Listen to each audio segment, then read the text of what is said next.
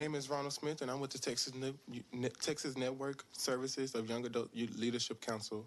I'm here in support of House Bill 1819 because we shouldn't be ticketing young people for curfew violations.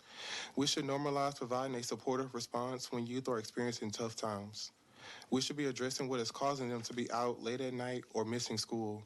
Can we please get rid of curfew ordinances completely? When I was 12, I ran away from home because I didn't feel safe due to being physically abused, and mentally I was overloaded with a lot of pressure and expectations. One night I decided to not come home from school. I decided to try to find an alternative place to sleep. I ended up sleeping on the stairwell, and the police was called due to me snoring on the stairwell.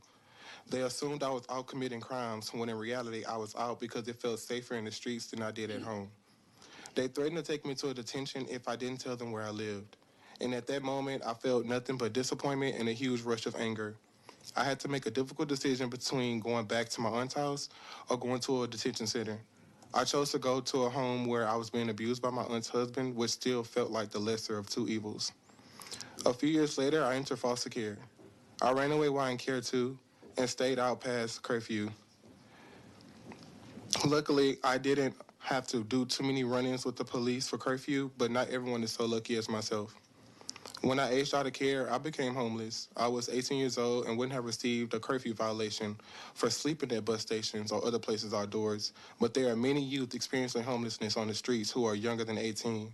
Having these curfew laws that allow for youth to be cited for being out late at night and sleeping in the only place they have to sleep criminalizes and perpetuates their homelessness. They now have to pay fines and fees for the citations instead of buying food, saving for a phone, or paying their bill, or having somewhere to sleep in a hotel room for that matter.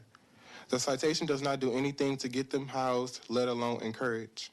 But it only encourages them to engage in unsafe behavior to pay the fees and fines to justify housing.